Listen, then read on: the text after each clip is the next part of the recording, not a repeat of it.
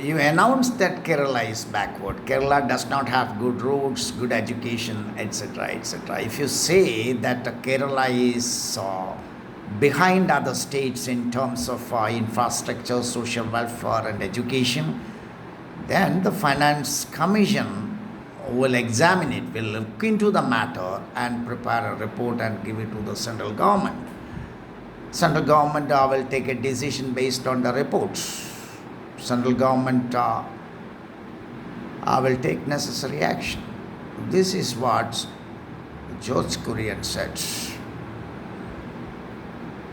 അതായത് കേന്ദ്ര ഗവൺമെൻറ്റിന് കേരളത്തിന് ബജറ്റിൽ എന്തെങ്കിലും ആനുകൂല്യം അല്ലെങ്കിൽ ആനുകൂല്യമല്ല അർഹതപ്പെട്ടത് നൽകണമെന്നുണ്ടെങ്കിൽ കേരളം ഒരു ദരിദ്ര സംസ്ഥാനമാണ്. വിദ്യാഭ്യാസം അല്ലെങ്കിൽ സാമൂഹ്യക്ഷേമം അതുപോലെ മറ്റ് കാര്യങ്ങളിലൊക്കെ കേരളം BJP റൂൾഡ് സ്റ്റേറ്റ്സ്, അത് പറയാതെ പറഞ്ഞു എന്നേ ഉള്ളൂ, BJP റൂൾഡ് സ്റ്റേറ്റ്സിനേക്കാളും വളരെ വളരെ പുറകിലാണെന്ന് കേരളം പ്രഖ്യാപിക്കണം. എങ്കിൽ ധനകാര്യ കമ്മീഷൻ, കേന്ദ്ര ധനകാര്യ കമ്മീഷൻ അതിനെ ബേസ് ചെയ്ത് ഒരു റിപ്പോർട്ട് തയ്യാറാക്കും. ആ റിപ്പോർട്ട് സെൻട്രൽ ഗവൺമെൻറ്റിന് സബ്മിറ്റ് ചെയ്യും. സെൻട്രൽ ഗവൺമെൻറ്റിന് സ്വന്തമായിട്ട് ഒരു തീരുമാനമെടുക്കാൻ കഴിയില്ല. സെൻട്രൽ ഗവൺമെൻറ്റിന് ഫൈനാൻസ് കമ്മീഷൻ നൽകുന്ന റിപ്പോർട്ടിൻ്റെ അടിസ്ഥാനത്തിൽ മാത്രമേ ഫണ്ട് അല്ലെങ്കിൽ വകയിരുത്താൻ അല്ലെങ്കിൽ ബഡ്ജറ്റിൽ ഉൾക്കൊള്ളിക്കാൻ കഴിയൂ എന്നാണ് ജോർജ് കുര്യൻ എന്ന സഹമന്ത്രി അഭിപ്രായപ്പെട്ടിരിക്കുന്നത്. ഇദ്ദേഹം ആദ്യമായിട്ട് എനിക്ക് ചോദിക്കാനുള്ളത് കേരള സമൂഹത്തോടാണ്. ഇദ്ദേഹം ഒരു മലയാളി തന്നെയാണോ? മലയാളികൾക്ക് തന്നെ ആകെ അപമാനമല്ലേ? മലയാളികളെ ഒരു ശത്രുവിനെ പോലെയല്ലേ ഇവിടെ നിന്നുള്ള സഹമന്ത്രിമാർ കാണുന്നത്? മറ്റ് സംസ്ഥാനങ്ങൾ നോക്കുക, തമിഴ്നാട് പോലുള്ള സംസ്ഥാനങ്ങൾ നോക്കുക, അവർക്ക് രാഷ്ട്രീയമായ വിയോജിപ്പുകളുണ്ട്. അവർ പല പാർട്ടിയിൽ നിന്നുള്ളവരായിരിക്കാം. പക്ഷേ അവരുടെ സംസ്ഥാനത്തിൻ്റെ താല്പര്യങ്ങൾ സംരക്ഷിക്കുന്നതിന് അല്ലെങ്കിൽ ആവശ്യങ്ങൾ നേടിയെടുക്കുന്നതിന് അവർ ഒറ്റക്കെട്ടായി നിൽക്കുന്നില്ലേ? മറ്റ് പല സംസ്ഥാനങ്ങളിൽ നിൽക്കുന്നില്ലേ? കേരളത്തിൽ മാത്രം ഇതെന്താണ്? കേരളത്തിൽ വരുമ്പോഴത്തേക്ക് ഇവിടെ നയിക്കുന്ന ഈ സഹമന്ത്രിമാർ അല്ലെങ്കിൽ ഇവിടെ നിന്നുള്ളവരെല്ലാം കേരളത്തിനെതിരായിട്ട് ശബ്ദിക്കുന്നത് എന്തുകൊണ്ടാണ്? വേറൊരു തൃശ്ശൂർ എടുത്ത ഒരു മന്ത്രി ഉണ്ടല്ലോ, ആ മന്ത്രി പറഞ്ഞത് ഇതിൻ്റെ വേറൊരു രൂപമാണ്. വേണം വേണം വേണമെന്ന് നിലവിളിക്കാതെ കിട്ടിയത് കൊണ്ട് തൃപ്തിപ്പെട്ട് കിട്ടിയത് ചിലവാക്കാൻ എന്തായാലേ. അപ്പോൾ കേരളത്തിന് വേണ്ടി എന്തെങ്കിലും ലോക്സഭയിലോ രാജ്യസഭയിലോ പറയണമെന്നുണ്ടെങ്കിൽ മറ്റ് സംസ്ഥാനങ്ങളിലെ MP പറയേണ്ട ഒരു ഗതിയാണ്. അതും നമ്മൾ കണ്ടതാണ് അല്ലേ? കേരളത്തിന് വേണ്ടി കേരളത്തിൻ്റെ കാര്യം കൂടെ ഉൾപ്പെടുത്തി ലോക്സഭയിൽ പ്രസംഗിച്ച കന്യാമൊഴിയുടെ പ്രസംഗം നമ്മൾ കേട്ടതാണ്. അപ്പോൾ ഇവിടെ നിന്നുള്ള ഈ സിനിമാ മന്ത്രി എന്ന് പറഞ്ഞാൽ സിനിമയാണ് ജീവിതമെന്ന് ഇപ്പോഴും വിചാരിച്ചു വെച്ചിരിക്കുന്ന ഒരു മന്ത്രി അവിടെ കൈമലർത്തി കാണിച്ചതൊക്കെ നമ്മൾ കണ്ടതാണ്. എന്ത് കഷ്ടമാണ് ഇവരെ പോലെയുള്ള സഹമന്ത്രിമാർ കേരളത്തിലുള്ളത്.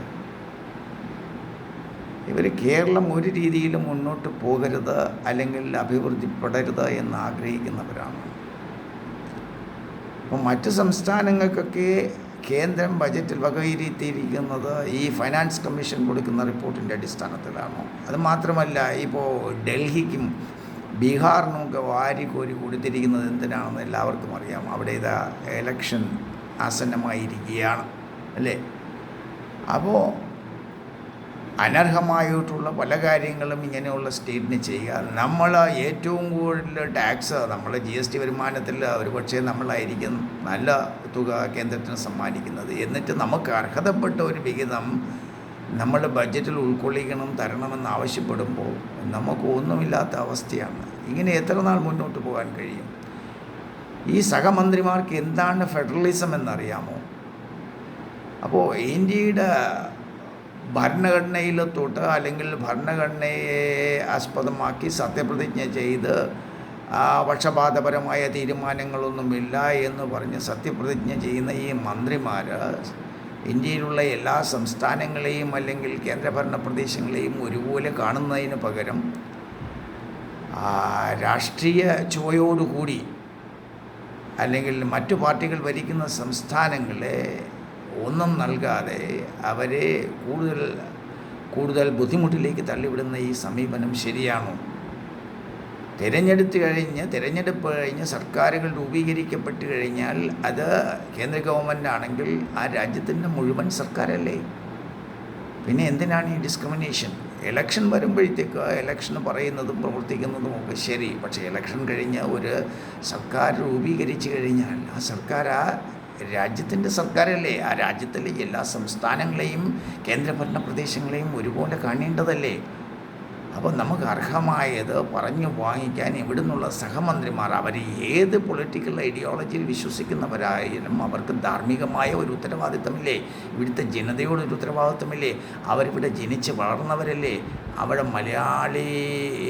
മലയാളി തന്നെയല്ലേ? അപ്പോൾ എന്തുകൊണ്ടാണ് അവരിങ്ങനെ പെരുമാറുന്നത്, അല്ലെങ്കിൽ അവരെന്തുകൊണ്ടാണ് ഇങ്ങനെ കാണിക്കുന്നതെന്ന് എത്ര ആലോചിച്ചിട്ടും എന്നെപ്പോലുള്ളവർക്ക് മനസ്സിലാകുന്നില്ല എന്നുള്ളതാണ് സത്യം.